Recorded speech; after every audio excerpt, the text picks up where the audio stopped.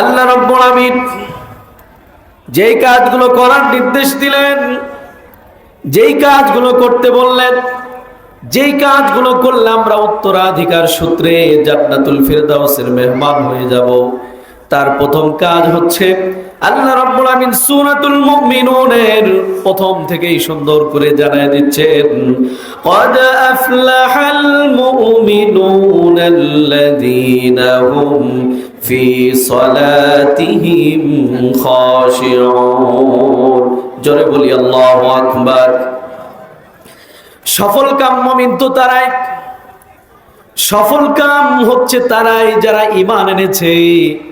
আর ঈমানদারের প্রথম কাজ হচ্ছে আল্লাযীনা হুম ফি সালাতিহিম খাশিউন, তারা বিনয়াবনিত চিত্তে একাগ্র ধ্যান ও মগ্নতার সহিত তারা নামাজ আদায় করবে। বলি সুবহানাল্লাহ।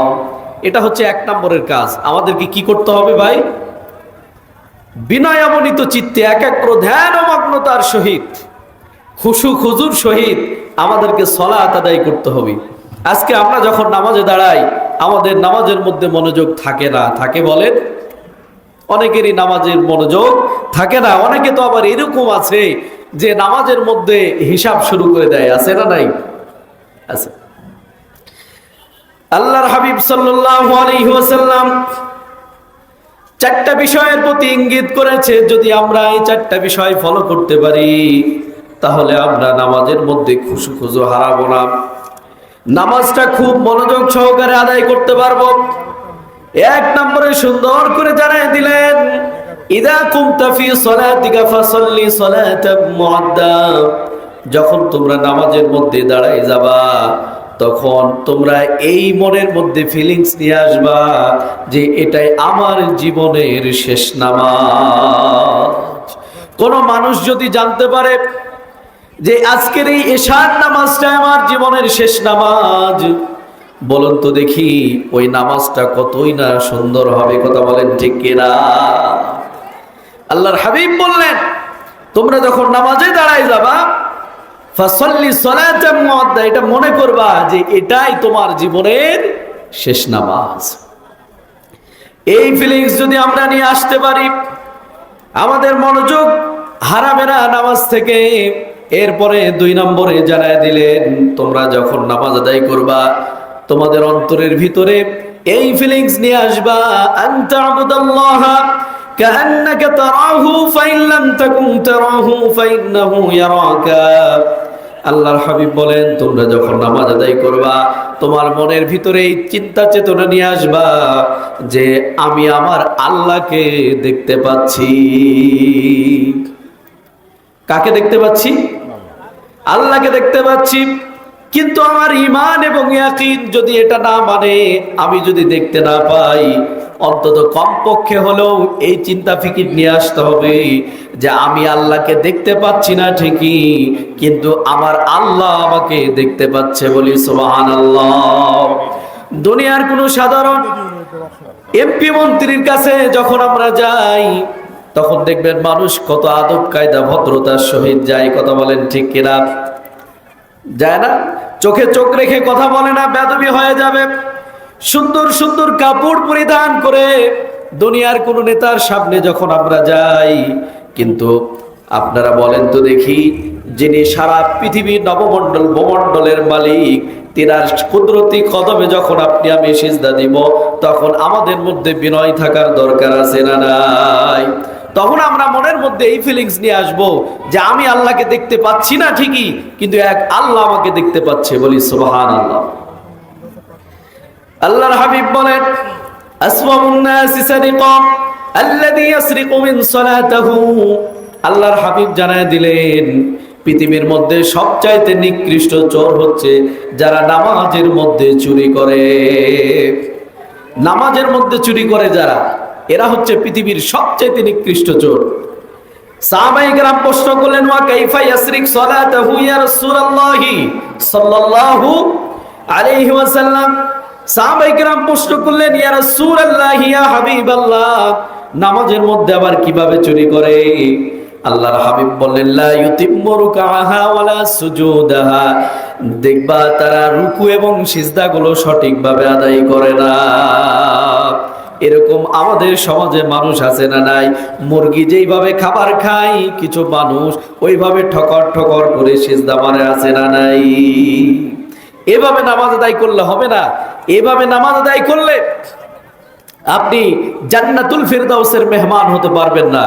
জান্নাতুল ফিরদাউসের মেহমান হতে হলে আপনাকে একাগ্র ধ্যান ও মগ্নতার সহিত নামাজ আদায় করতে হবে, আল্লাহর প্রতি ভয় নিয়ে নামাজ আদায় করতে হবে। কথা বলেন ঠিক কিনা? এরপরে 4 নম্বর যে ফিলিংসটা আমাদের মধ্যে নিয়ে আসতে হবে সেটি হচ্ছে, আল্লাহ রাসূল যেভাবে সালাত আদায় করতেন, সাহাবায়ে কেরাম যেভাবে সালাত আদায় করতেন, ওই সালাত আমাদের শেখার দরকার আছে না নাই? আল্লাহর হাবিব বলেন, সল্লু কামা রাআইতুমুনি ইউসাল্লি, আমি যেভাবে সালাত আদায় করি তোমরাও সেভাবে সালাত আদায় করো। এই কথা বলার কারণ হচ্ছে, আল্লাহর হাবিব এটা বলেন না আমি যেভাবে রোজা রাখি তুমি সেভাবে রোজা রাখো, আমি যেভাবে কোরআন তেলাওয়াত করি তোমরা সেভাবে করো। কিন্তু এই কথা এই সব ইবাদতের ব্যাপারে বলেন নাই, কিন্তু নামাজের ব্যাপারে এত গুরুত্ব দিলেন আর বললেন যে আমি যেভাবে সালাত আদায় করি তোমরা ঠিক একইভাবে সালাত আদায় করো।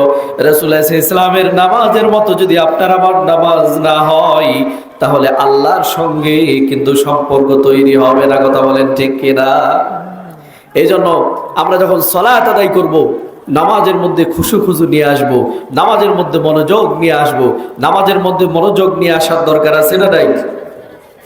আমাদের নামাজ আর সাহাবীদের নামাজের মধ্যে কত পার্থক্য! আমরা 4 রাকাত নামাজ আদায় করলে 4 দোকানের হিসাব শেষ করে দিয়ে আছে না নাই? কিন্তু সাহাবায়ে কেরাম রাদিয়াল্লাহু আনহু, হযরত আলী রাদিয়াল্লাহু তাআলা আনহু যুদ্ধ করতে গিয়ে পায়ের মধ্যে তীর ঢুকে গেছে। সাহাবায়ে কেরাম তীর খোলার চেষ্টা করতেছে, হযরত আলী রাদিয়াল্লাহু তাআলা আনহু চিৎকার করতেছে, তীর খুলতে দিতে পারতেছে না। আল্লাহর হাবিব বললেন, আমার আলী যখন নামাজে দাঁড়ায় যাবে তখন তোমরা তার পায়ের থেকে তীরটা বের করে নিও। আল্লাহর হাবিবের কথা অনুযায়ী সাহাবায়ে কেরাম কি করলেন? হযরত আলী রাদিয়াল্লাহু তাআলা আনহু যখন নামাজের জন্য দাঁড়ায় গেলেন, তিনার পা থেকে তীরটা বের করা হলো, তিনি টেরও পেলেন না। এটা যখন হয়ে গেছে, নামাজ শেষ করার পর হযরত আলী রাদিয়াল্লাহু তাআলা আনহুকে ডাক দিয়ে বলা হচ্ছে, যখন আমরা এমনি সময় তোমার পায়ের থেকে তীর বের করছিলাম তখন তুমি চিৎকার চেঁচামেচি করছিলা ব্যথার যন্ত্রণায়, তীরটা বের করতে দাও নাই। আর যখন নামাজে দাঁড়ায় গেলা তোমার পা থেকে তীরটা আমরা টান দিয়ে বের করলাম, তুমি টেরও পেলে না, কারণ কি? তখন হযরত আলী রাদিয়াল্লাহু তাআলা আনহু বলছেন, আমি যখন নামাজের মধ্যে দাঁড়ায় যাই তখন সব দুনিয়ার সব কিছু ভুলে গিয়ে আমি আল্লাহর সঙ্গে একাকার হয়ে যাই। বলি সুবহানাল্লাহ। মুসলমান আল্লাহর সন্নিকটে হওয়ার একমাত্র মাধ্যম হচ্ছে নামাজ। ওয়াসজুদু ওয়াক্তারিব, যে যত সিজদা করবে সে আল্লাহর তত নিকটবর্তী হয়ে যায়। আল্লাহ এবং বান্দার মধ্যে কোনো পর্দা থাকে না। বলি সুবহানাল্লাহ। এজন্য নামাজটা আমরা সঠিকভাবে আদায় করব ইনশাআল্লাহ। যেহেতু সময় কম, আমি অল্প অল্প করে একটু করে আপনাদেরকে ধারণা দিই। এরপরে সালাতটা আমরা সঠিকভাবে আদায় করব।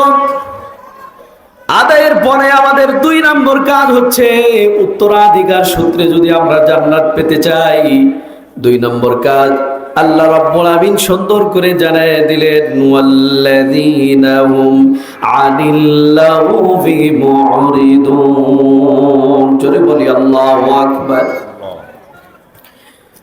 আল্লাহ রাব্বুল আমিন জানায় দিলেন, যারা অনর্থক কথা অনর্থক কাজ থেকে যারা বিরত থাকবে, উত্তরাধিকার সূত্রে তারা জান্নাতুল ফিরদাউসের মেহমান হয়ে যাবে। অনর্থক লাগমুন কি আসলে? মুফাসসিরে কেরাম বলেন, যেই কাজে যেই কথায় দুনিয়ার কোনো কল্যাণ নাই, আখিরাতেরও কোনো কল্যাণ নাই, সেই কথাটা সেই কাজটাই হচ্ছে অনর্থক কাজ।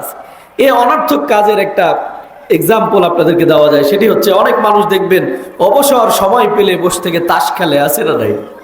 এতে দুনিয়ার কোনো কল্যাণ আছে? সবাই বলে, আখিরাতের কোনো কল্যাণ আছে? নাই। এরপরে দেখবেন লুডু খেলে, লুডু খেলা আছে না নাই? এরপরে বাড়ির মধ্যে সিনেমা দেখে বসে থেকে, টিভির সামনে বসে নাটক সিনেমা দেখে, এরকম আছে না নাই? এগুলো হচ্ছে লাগবুন, অনার্থক কাজ, অনার্থক কথাবার্তা আমরা বলে থাকি। আবার অনেক মানুষ দেখবেন পাশা খেলে, দাবা খেলে, আছে না নাই? একজন বলতেছে, হুজুর যারা দাবা খেলে এর মাথায় অনেক বুদ্ধি, অনেক ব্রেন রাখা লাগে দাবা খেললে। তো কেন? বলে দাবা খেলতে গেলে রাজাকে আটকে দেয়, হাতিকে আটকে দেয়। এখন কথা হচ্ছে যে যারা এই বুদ্ধি চিন্তা ভাবনা করে বলল যে রাজাকে আটকে দেয়, হাতিকে আটকে দেয়, আসলেই কি সত্যিকারের কি সে হাতিকে আটকাইতে পারবে? সত্যিকারের কি সে রাজাকে আটকাইতে পারবে? কথা বলেন, পারবে নাকি? পারবে না। এগুলো অনার্থক, এগুলোর কোনো কিছু আমাদের দুনিয়া এবং আখিরাতের কোনো কল্যাণে আসবে না। অনার্থক কাজ হচ্ছে খেলাধুলা করা, অনার্থক কাজ হচ্ছে। প্রিয় মুসলিম ভাইরা, আমাদের মাঝে প্রফেসর আব্দুল আলীম প্রথমাটি সভাপতি এসেছেন। ওনাকে আমরা আমাদের আমাদের থেকে স্বাগত জানাচ্ছি এবং আসন গ্রহণ করার জন্য অনুরোধ জানাচ্ছি। এই জন্য অনার্থক কাজ থেকে আমরা দূরে থাকবো। অনার্থক কাজ কারবার করলে আল্লাহর কাছে আপনি ভালো হতে পারবেন না। জান্নাতুল ফেরদাউস তো অনেক ভালো জায়গা, অনেক দামি জায়গা। আল্লাহর হাবিব বলেন, যখন তোমরা আল্লাহর কাছে জান্নাত চাইবা তখন অবশ্যই তোমরা আল্লাহর কাছে জান্নাতুল ফেরদাউসটাই চেয়ে নিও। বলি সুবহানাল্লাহ। তো জান্নাতুল ফেরদাউস অনেক দামি জায়গা, ওখানে তো পাগল ছাগলের কোনো স্থান নাই, আছে নাকি? ওখানে অনর্থক কথাবার্তা বলে পরিবেশ নষ্ট করবে, এটা তো হবে না। এই জন্য অনর্থক কাজ, অনর্থক কথাবার্তা থেকে আমাদেরকে বিরত থাকতে হবে। কথা বলেন ঠিক কিনা? এরপরে 3 নম্বর, আল্লাহ রাব্বুল আমিন জানায় দিলেন, ওয়াল্লাযীনা হুম লিয-যাকাতি ফাঈলুন। যাকাত আদায়ে যারা তৎপর। আজকে বর্তমান সময়ে আমরা খেয়াল করে দেখি অধিকাংশ মানুষ তাদের যাকাত আদায় করে না। যাদের নিসাব পরিমাণ সম্পদের মালিক তারা কি করে না? যাকাত আদায় করে না।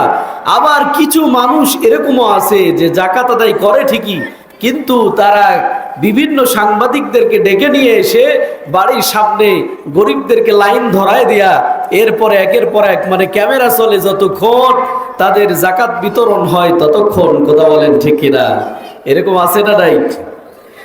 আপনি যাকাত আদায়, যাকাত দিন, যাকাত দিন বললে হবে না।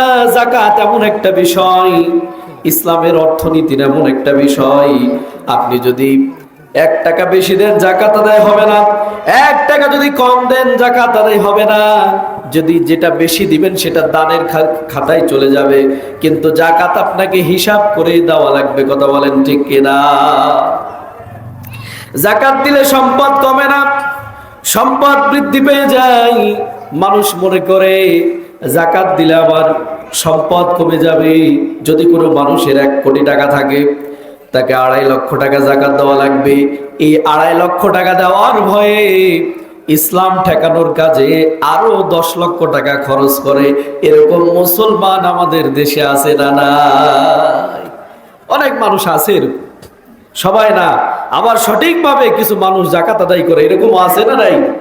যারা যাকাত আদায় করেন তারা আল্লাহর কাছে প্রিয়, তাদের সম্পদগুলো বিশুদ্ধ। এজন্য যাকাত আদায়ের ক্ষেত্রে আমরা তৎপর হব, তাহলে অবশ্যই অবশ্যই আল্লাহ রাব্বুল আমিন আমাদেরকে জান্নাতুল ফেরদাউসের মেহমান বানায় দিবেন। যাকাত আদায় যদি না করেন সম্পদগুলো সঠিক হবে না। এই যাকাত যদি আপনি আদায় না করেন আল্লাহর কাছে আপনি প্রিয় হতে পারবেন না। আল্লাহর হাবিবের একজন সাহাবী হযরত সালাবা আনসারী রাদিয়াল্লাহু তাআলা আনহু নবীজির কাছে আসলেন। আসার পরে বললেন, ইয়া রাসূলুল্লাহ, ইয়া হাবিবাল্লাহ, আমি একজন দরিদ্র, আপনি আমার জন্য দোয়া করে দেন, আমি যেন বড়লোক হয়ে যাই, ধনী হয়ে যায়, আমার যেন অর্থ সম্পদ হয়ে যায়। আল্লাহর হাবিব বললেন, ইন্নামা আমওয়ালুকুম ওয়া আওলাদুকুম ফিতনা। দুনিয়ার সন্তান এবং সম্পদ এগুলো দুনিয়ার পরীক্ষা, ফিতনা। এগুলো চলে আসলে আল্লাহ থেকে তোমরা বিমুখ হয়ে যাবে, আল্লাহকে ভুলে যাবে। অতএব যেই পর্যায়ে যে পজিশনে আছো সেই পজিশনেই তুমি ঠিক আছো। কিন্তু সালাবা আনসারী আবার বলছে, ইয়া রাসূলুল্লাহ, ইয়া হাবিবাল্লাহ, আপনি আমার জন্য